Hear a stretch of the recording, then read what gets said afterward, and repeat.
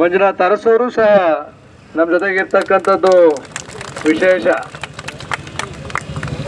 ನಮಗೆಲ್ಲ ಗೊತ್ತಿದೆ, ನಮ್ಮ ನಾಡಿಗೆ ವಿಶಿಷ್ಟವಾದಂಥ ಕೊಡುಗೆಗಳನ್ನು ಕೊಟ್ಟಂಥ ಮಹನೀಯರು. ಇಡೀ ದೇಶ ನಮ್ಮ ಕರ್ನಾಟಕದ ಕಡೆಗೆ ತಿರುಗಿ ನೋಡುವಂತೆ ಮಾಡಿದಂಥ ಮಹಾನ್ ಚೇತನ.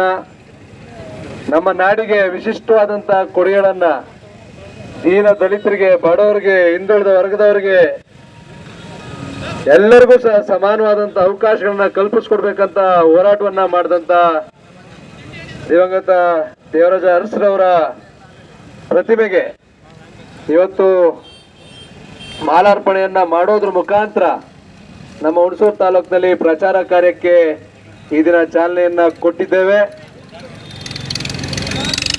ಇವತ್ತು ಏನು ನಮ್ಮ ಮೈಸೂರು ಕೊಡಗು ಲೋಕಸಭಾ ಕ್ಷೇತ್ರದಲ್ಲಿ ಯದುವೀರರವರು ಸ್ಪರ್ಧೆಯನ್ನ ಮಾಡಿದ್ದಾರೆ. ಬಹುಶಃ ಇವತ್ತು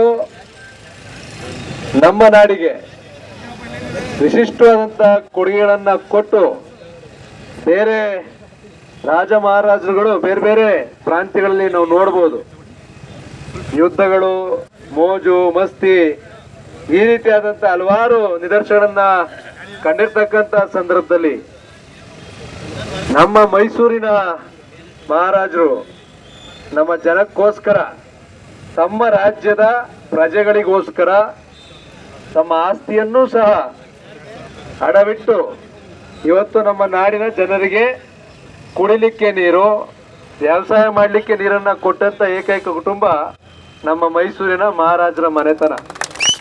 ಇವತ್ತು ಆ ಮಹಾರಾಜರು ಇವತ್ತು ಸಾಕಷ್ಟು ನಾವು ವಿಚಾರಗಳ ಚರ್ಚೆಯನ್ನು ನಾವು ನೋಡ್ತಾ ಇದ್ದೀವಿ. ಪ್ರಪ್ರಥಮ ಬಾರಿಗೆ ಇವತ್ತು ಮಹಿಳೆಯರಿಗೆ ಶಿಕ್ಷಣವನ್ನ ಕೊಡಿಸ್ಬೇಕು.